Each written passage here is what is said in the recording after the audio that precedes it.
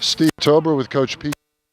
New head coach at Irvington High School. His 9th year in the program, first as the head mentor. And Coach, you got to be excited about the Blue Knights in 2010, your first head coaching assignment. Yeah, absolutely. We're really looking forward to this season. Put a great staff together and got a lot of returning seniors who are excited to go, and we're ready to roll.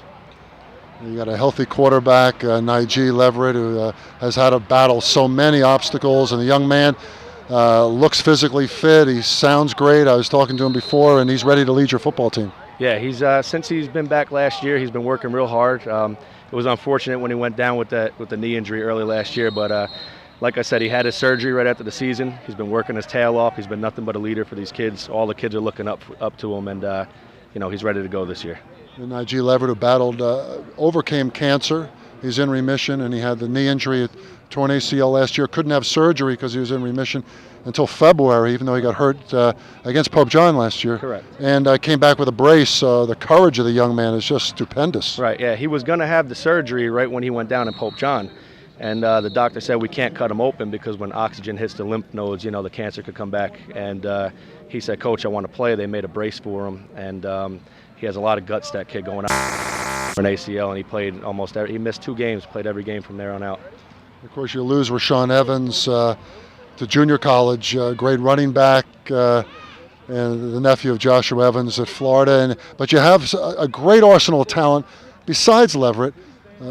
A good running game potentially, and you always have that bevy of receivers. Yeah, correct. We have a great feeder system with the Golden Knights in town and the Raiders in town. So the kids come up in Irvington playing football, and then you add some big linemen that we're returning this year. And we always say we reload. We don't rebuild, we reload. Yeah, Coach Pascarella, you talked about those big linemen. There's 3 or 4 guys around 300 pounds.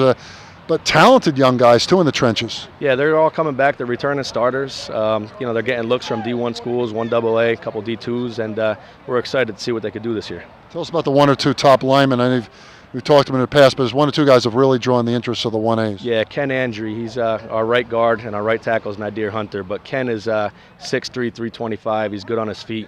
He's a big moose. And then Nadir's a long, lanky kid, long arms. And the recruits really like to see that for the, delaying the pass rush with those long arms. So they'll be anchoring our line this year. And Coach, with Darnell Grant going to Shabazz, a transition. But talking to Nigel, it sounds like the kids have really felt a seamless transition in many ways, because the coaching staff is very much the same in terms of knowing you certainly at the top, and some of the guys around the program. There's still a comfort level for the kids. Yeah, when we found out Coach Grant was leaving, the kids all came to me and said, "Are you going too? Are you going too?" I said, "Guys, as long as I'm wanted here, I'm going to be here." And they made it known that they wanted me to be their guy. Coach Grant, he built a great foundation in Irvington. I mean, we're not changing a thing, and now I'm happy to build on that foundation that we've built on the past 8 years. So, let's talk about the schedule coming up. Pope John to lead things off. Vic Paternostro, a legend up there, and then of course the Super Essex Conference, Seton Hall, East Orange, and others. A very arduous schedule. Yeah, I think 7 of our 8 teams that were playing on the regular season, our first 8 games, 7 of those teams are playoff teams from last year. So in and out, we look at them and say, oh, they're a playoff team, but they got to look at Irvington and say, Irvington's a playoff caliber team also. So it's a tough schedule. 8-3 last year, and this year another highlight, Columbia on Thanksgiving. I guess you guys haven't played since the old Big Ten. Yeah, that's what they say. I'm a Kenworth guy, and they let me know real quick about the old rivalry with Irvington and Columbia, and it just so happens that Dave Curtin was my freshman coach at Braley. So it'll be fun to coach against him on Thanksgiving this year. It'll be a lot of fun. I don't know when the last time Columbia had a Thanksgiving game, but Irvington, you played Shabazz. Yep. The Unity Bowl was quite an event with Coach Grant's teams, and it's nice to get Thanksgiving back, but for the Blue Knights, it's all about November, December with the playoffs, and you've been snake bitten a couple times. New Brunswick going back, South Plainfield a couple years ago. I mean, certainly want to get that onus off you and finally win one. Oh, yeah. Well, right now, to be honest with you, we're just focusing on week 1. If we make the playoffs, that's great. But, 1-0, and then we'll worry about 2-0 from there. Well, Coach Pascarella, best of luck taking over for Darnell Grant. Been an 8-year assistant, and the Blue Knights certainly look like they're raring to go.